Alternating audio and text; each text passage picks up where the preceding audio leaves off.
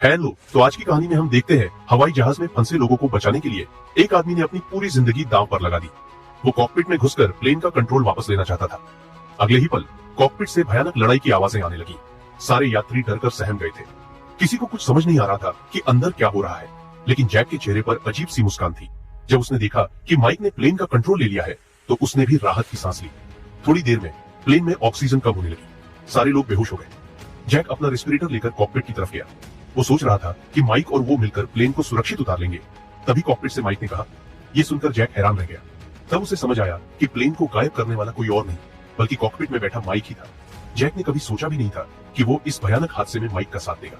Mic के कुछ करने के बाद 11:15 पर प्लेन रडार से हमेशा के लिए गायब हो गया।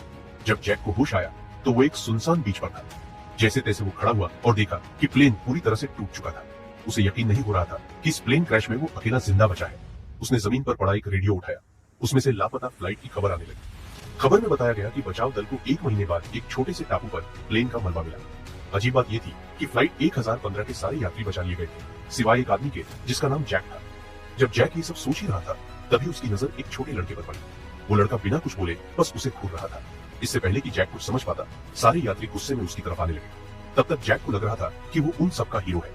जब सारे लोग उसके पास आए तो उसे समझ आया कि सब उसे ही इस हादसे का जिम्मेदार मान रहे थे। अगले ही दिन जैक की कहानी हमेशा के लिए खत्म हो गई। तो वो रहस्यमयी पायलट जैक की किस्मत को कैसे कंट्रोल कर रहा था और यहीं पर फिल्म खत्म हो जाती है। इस तरह की कहानी के लिए हमारे चैनल को सब्सक्राइब करना ना भूलें।